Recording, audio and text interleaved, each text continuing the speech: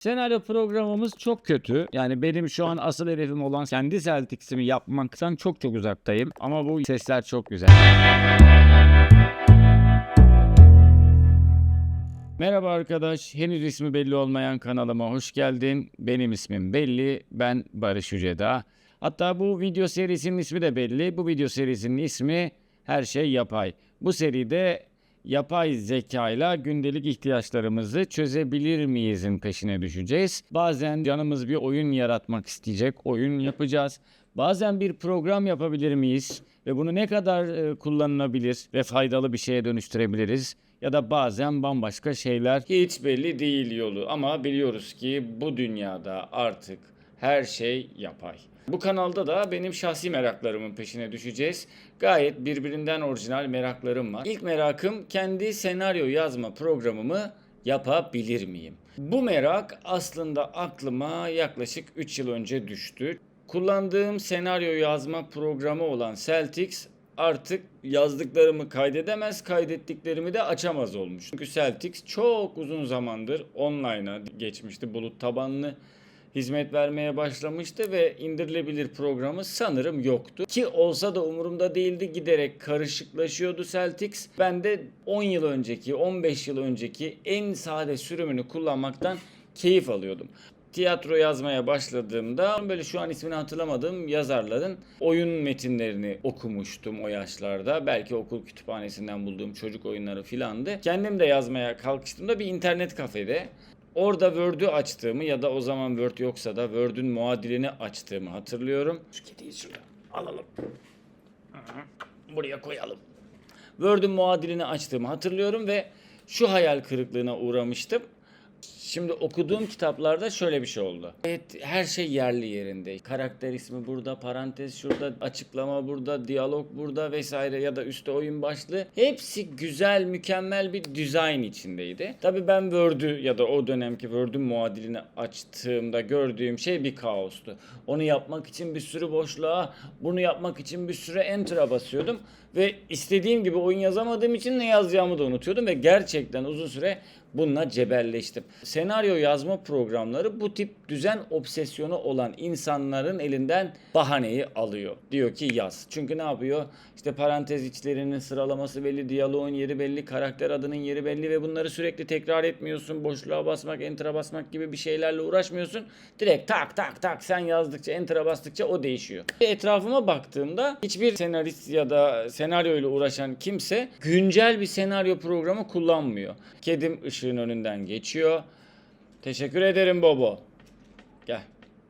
Peki ben neden senaryo yazma programı yazmaya çalışıyorum? Önceliğim bedava kendi Celtics'imi yapmaktı. Sonralığım başka bir şeye dönüştü. Çünkü şunu gördüm. Her senaryo yazma programı bir öncekinin üstüne bir şey koyarak ilerlemiş. Ben de onların üstüne bir şey koyabilir miyim? Benim de bir fikrim var diye 3 yıldır aslında bu yapay zekanın da gelişimiyle birlikte bunu kafamda kurcalıyorum. Ne zaman bir senaryo yazsam bir önceden eskiden okuduğum bu rehber kitapları bir kurcalarım. Kurcalamaya çalışırım. Bunları okurken Save the Cat'te daha önce fark etmediğim bir şey ilgimi çekti ve çok doğruydu. Çünkü biraz daha senaryonun içine düştüğümde şunu fark ettim. Bir logline mükemmel olmayınca film mükemmel olmuyor. Ve bunu yapmanın da sırrını Black abimiz bize zamanında zaten vermiş. Biz neden Amerika'yı yeniden keşfediyoruz? Yani bu tabii bir piyasa standartlarında ya da uluslararası standartlarda olan bir senaryodan bahsediyorum ama bence kendini de tatmin etmek ve içini rahatlatmak istiyorsan senaryonun Black Snyder'ın dediği o unsurlardan oluşması gerektiğini fark ettim. Nedir bu unsurlar? Bu arada videoyu çektiğimde gündüzdü, şimdi akşam oldu. Bir ışık farkı var. Bu unsurlar şöyle sıralayabiliriz. 4 ana unsur var. 1. ironi, 2. zihinsel resim uyandırma, 3. hedef kitleyi ve maliyeti sezdirme, 4. can alıcı başlık. Black Snyder bunu Pretty Woman üzerinden anlatıyor. Ya daha doğrusu en sevdiği logline Pretty Woman. Onun da sebebi çok basit. Zengin bir iş adamı hafta sonu kendisine eşlik etsin diye bir seks işçisi tutar. İroniyi zaten aldık. Zengin iş adamı ve seks iş. Zihinsel resim uyandırmayı da aldık. Çünkü bir seks işçisi bir iş adamıyla birlikte salon salon geziyor ya da davet davet geziyor. Burada belli ki bir tezat. Hedef kitle ve maliyeti sezdirmede şöyle başlıyor. Diyorsun ki ha demek ki bir hayat kadını ve bir zengin iş adamı var. Demek ki otel var, işte birkaç davet var, sokak var. Aşağı yukarı filmin maliyetini ve hedef kitlesini sezdirebiliyorsun. Bu film geniş kitlelere hitap edecek diyebiliyorsun. Son olarak da can alıcı başlık. Zaten filmin ismi Pretty Woman. Bu aynı zamanda bir şarkı, Roy Orbison'un şarkısı. Demek ki bu film eğlenceli olacak diyorsun. Ben de senaryomu, hatta senaryo yazmadan önceki logline'ımı bu 4 başlığa göre denetlettirebilir miyim merak ettim. Ve öncelikle zaten Fade-in tarzı Celtics gibi bir şeyleri otomatikleştiren senaryo programı yazmak çok kolay. Benim önceliğim mükemmel logline'a beni eriştirecek bir senaryo programı yazabilir miyim? Sonrasında sinopsisimi kendim yazdıktan sonra eksiklerini, hatalarını ve logline'a göre denetlettirmesini sağlayabilir miyim?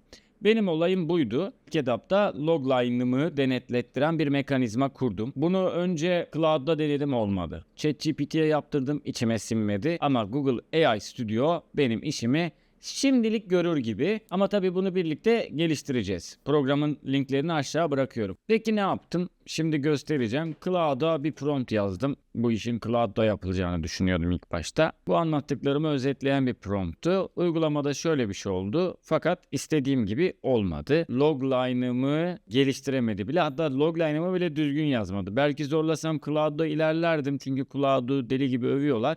Ama ben o ışığı almadım. Cloud'u seven biri olarak söylüyorum. Sonra yakın zamanda bir web sitesi yaptım. Google AI Studio'ya girdim. Ona şu ana kadar yaptığım bütün konuşmayı özetledim ve artı Save the Cat kitabını attım ve bana Save the Cat'teki bütün aşamaları anlatan bir program yapmasını istedim. Aşamalar ne? İşte mükemmel logline'ı yazacaksın. Ondan sonra karakterlerini yazacaksın. Sonra 15 maddelik beat sheet'i var. Her maddesini açıkladı.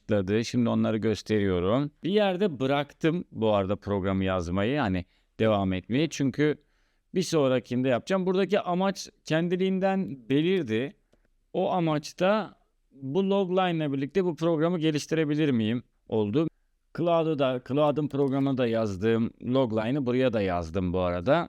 O da şu: denizden korktuğu halde deniz malzemeleri satan yaşlı bir adam ölen karısına verdiği birlikte yüzme sözünü tutabilmek için Eylül dönümünde, yani 3 hafta içinde ilk kez denize girmek zorunda kalır. Bence hani puanı 70 falan olabilir. Burada bir tek ironi var. Hani filmi tam olarak hayal edemiyoruz. Nerede geçiyor, nasıl oluyor, engeli ne, kime rağmen bunu yapıyor, yapmasa ne olur falan, bu tip sorular var. Bizim bu soruları kapatmamız lazım. Ve bu program şimdi böyle yapmıyor, ama benim istediğim şey o kendi yazmadan benim bu açıkları bana keşfettirip yazdırması. Şimdi başlıyorum. Black Snyder analiz ediyor. Tabi burada bir isimsel, telifsel şeylere takılabiliriz mi acaba, ona da bakacağız. Geldi. Bu bir geçiş ayini. Burada film türleri var. Yani Black Snyder'ın bahsettiği 10 tane film türü var. Bakarsınız. Bunlar kitaptaki cümlelerle aynı bu şekilde şey yapıyor. Bir isim önerdi program. Ben bunu kabul etmiyorum. Göğüs hizası diyorum. Çünkü eleman ayakları yere değmeden gidemiyor. 3 tane yeni isim de ürettirebilirdiniz. Şu an aklıma geldi. Yazdım. Neden bu tür? İşte bu türü seçti 10 türünden biri olarak. İşte yaşlılık, yaz ve deniz korkusu, hayatın kaçınılmaz eşikleri olduğu ve düşman olarak kişinin kendi fobisi ile zaman kısıtının yer aldığı için bu türe girer diyor. Şöyle puanlamış: İroni ve kanca var. Deniz malzemeleri satan birinin denizden korkması gayet iyi bir ironi diyor. 22 vermiş 25 puan üzerinden. Zihinsel resim ben o kadar görmüyordum. Bu eski dükkan, deniz kokusu, yaşlı adam, mavi sular zihinde anında net bir afiş yaratıyor. Doğru olabilir. Bilmiyorum. Hedef tehdit. Şimdi bir aciliyet var ama buna da 21 vermiş. Başlık: karakterin kusuru ve sıfatı hikayenin duygusal çekirdeğini güçlü.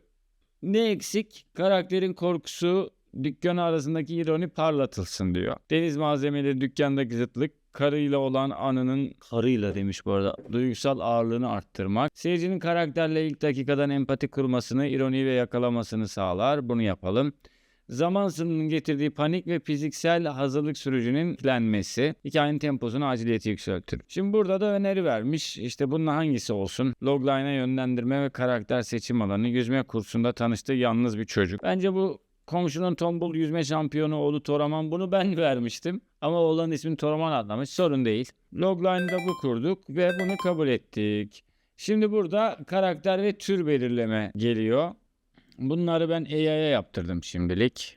Burada o film türlerinden birini biz zaten geçiş ritüeli olduğunu söylemiştik. Kahraman bu, Kemal Bey. Karşıt güç Deniz yaptık. Hikaye ortağı Toraman yaptık. Olan adı da Toraman kaldı. Güzel. Böyle hızlı geçiyorum çünkü siz bakın istiyorum. Bu 15.000 bitlik kural da gene Black Snyder'ın o Save the Cat kitabında yazdığı bir kural. Burada Black Snyder'ın tavsiyeleri veriliyor. Burayı kilitleyip açabiliyorsun. Kendi yazıyor. Böyle sahne kartları var. Bu da Black Snyder'ın çok önemsediği bir şey. Yani isterseniz 80 tane sahne kartınız olsun ama bunu 40'a düşürmeyi başardın. Şu an Black Snyder bunu görse gözleri yaşarır. Bir de sahnelere tabii pozitiften negatife mi, negatiften pozitife mi, pozitiften pozitife mi, negatif dibe mi düşüyor, onları da söyleyin. Çatışmanın da nereden geldiğini belirtin falan gibi şeyler diyor delikanlı. Ve senaryoya geçin. Senaryo programımız çok kötü. Yani benim şu an asıl hedefim olan kendi Celtics'imi yapmaktan çok uzaktayım. Bir kere karakterlere geçemiyorum.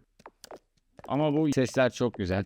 Kemal, merhaba, ne yaptın? Yazıyorum şu an. Evet, ben bu programı geliştire dururken siz de inceleye durun. Hatta yorum yapa durun, like ata durun, beğene durun. Hatta böyle güzel öneriler de vere durun. Bunu şu platformda yapsan daha iyi olur. Bir de amacım böyle bedava yapmaya çalışmak. Yani işte Google One aboneliğimle aldığım bir Google AI Studio bu. Belki bedavasından farkı yoktur. Ama en azından yapabildiğimi görmek şimdilik tatmin ediyor.